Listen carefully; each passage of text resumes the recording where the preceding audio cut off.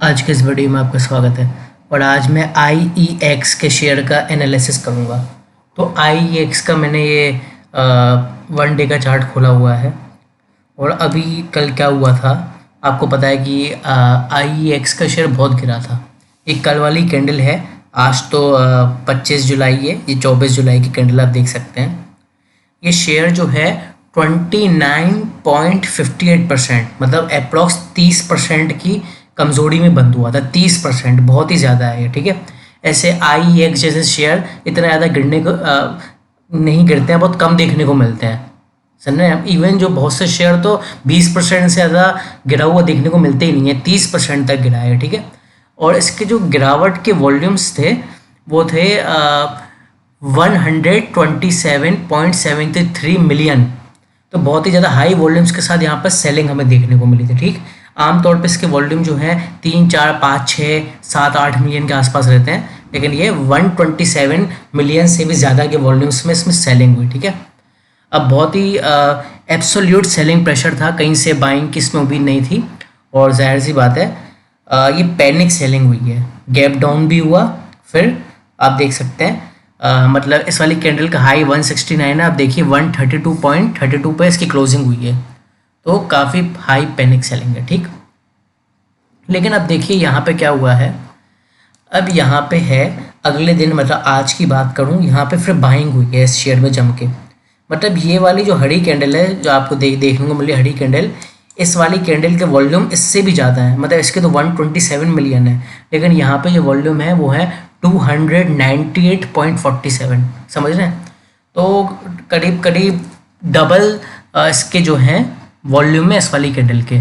और ये जो कैंडल है 9.60% की तेज़ी पर बंद हुई है। 149.40 का हाई बनाया है और क्लोज हुआ है 145.02, 9.6% की तेज़ी पर बंद हुआ है, मतलब करीब करीब 10% की तेज़ी पर बंद हुआ है। तो अब हमें क्या करना चाहिए, क्या हमें बाय करना चाहिए, क्या हम रिस्क ले सकते हैं बाय करने का, और बाय करना चाहिए तो किस रेट पे करना चाहिए, ठीक है। तो अब बताता हूँ मैं।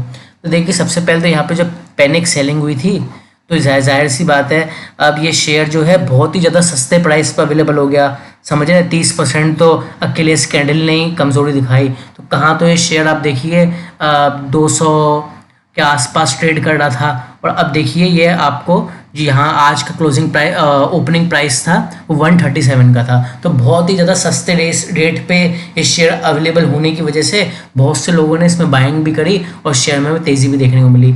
अब आप ये जो कैंडल देख रहे हैं ये 2 कैंडल्स हैं, एक रेड कैंडल है बड़ी बेरिश कैंडल और एक छोटी बुलिश कैंडल है, ठीक है। तो ये जो 2 कैंडल्स आप देख रहे हैं इसको बोला जाता है बुलिश हरामी कैंडलस्टिक पैटर्न, ठीक है। ये वो हरामी नहीं है जो आप सोच रहे हैं। बुलिश हरामी कैंडलस्टिक पैटर्न वो पैटर्न होता है, एक बुलिश पैटर्न होता है। इसमें क्या होता है, पहले एक रेड कलर की बेरिश कैंडल बनती है जैसे कि यहाँ पे हमें देखने को मिल रही है, और एक छोटी सी हरे रंग की बुलिश कैंडल देखने को मिलती है जैसे कि हमें यहाँ पे दिख रही है, ठीक है। जो ये हरे रंग की बुलिश कैंडल होती है इस रेड वाली कैंडल के अंदर होती है, मतलब इसकी बॉडी इसके अंदर ही रहती है, समझ रहे हैं। तो इसको बोला जाता है बुलिश हरामी कैंडलस्टिक पैटर्न, ठीक है। तो इस कैंडल का इंटरप्रिटेशन ये होता है कि जो शेयर में अब कमजोरी आई है वो तेजी में बदलने वाली है, ठीक है। तो ये आपकी लर्निंग के लिए मैंने आपको बताया। तो अब बुलिश हरामी कैंडलस्टिक पैटर्न इस तरीके का बनता है तो ट्रेड कैसे लेते हैं इस पर, तो इसके लिए बड़ा आसान होता है। जो बुलिश हरामी कैंडलस्टिक पैटर्न की जो ये पैटर्न होता है इसके बाद एक हरे रंग की बुलिश कैंडल बननी चाहिए, ठीक है। हरे रंग की बुलिश कैंडल बननी चाहिए, और वो कैंडल जब भी इस वाली कैंडल के हरे वाली कैंडल के हाई को तोड़ दे तो आप इसमें बाय कर सकते हैं, ठीक है। वैसे तो ज़्यादा सेफ्टी के लिए रेड वाली कैंडल का हाई तोड़ने के लिए कहते हैं, लेकिन रेड वाली कैंडल जो है बहुत ज़्यादा बड़ी है, ठीक है। तो इतना ज़्यादा वेट करना सही नहीं रहेगा। तो हरे वाली कैंडल का जब हाई होगा, जब ये टूटे आप तब इसमें फर्दर बाइंग कर सकते हैं। तो ये हरे वाली कैंडल का जो हाई है वो है 149.40, ठीक है। तो आप 150 के ऊपर इसमें बाइंग कर सकते हैं। अगर आप 150 के ऊपर बाय करेंगे तो आपका पहला लेवल 155 के आसपास हो सकता है, ठीक। और 155 के बाद ये 160 के लेवल्स हमें देखने को मिल सकते हैं, ठीक।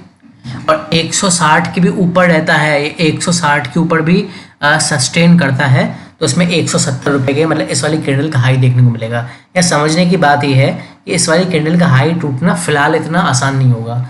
मतलब मैं ये नहीं कह रहा टूटेगा नहीं फिलहाल, ठीक है, क्योंकि मार्केट में देखिए कोई बुलिश तो है नहीं। हो सकता है कि प्राइस यहाँ तक जाए, फिर यहाँ से कंसोलिडेट करने लग जाए, या थोड़ा आगे जाए फिर नीचे गिर जाए, फिर कंसोलिडेट करने लग जाए। क्योंकि ये जो अगर इस वाली कैंडल का हाई टूट गया, ये रेड वाली कैंडल का, तो इसके वापस से सेंटीमेंट्स पॉजिटिव हो जाएंगे। फिर क्या होगा, शेयर वापस से मोमेंटम में आ जाएगा और इसमें तेज़ी देखने को मिलेगी और 200 रुपये तक रिकवरी हो जाएगी इसकी। मतलब 170 का लेवल इस वाली कैंडल का हाई तोड़ा तो शॉर्ट टर्म में आपको वापस इसमें 200 रुपये तक के लेवल देखने को मिलेंगे। तो सबसे बड़ा चैलेंज इस वाली कैंडल का हाई है। ये जो कैंडल है ना, ये अब इस शेयर का बेस बन चुकी है, इस शेयर के प्राइस के मूवमेंट का बेस बन चुकी है। बेस बन गई है, ऐसे मेरा ये मतलब है कि अगर प्राइस इस वाली कैंडल के हाई के ऊपर निकलता है तो इसमें अप ट्रेंड आएगा शेयर में, और भगवान ना करे अगर लो से नीचे निकलता है तो इसमें डाउन ट्रेंड आएगा। तो मतलब एक तरीके से रेंज की तरह काम करेगी ये रेड कैंडल, तो उसका सिग्निफिकेंस बहुत है, ठीक है।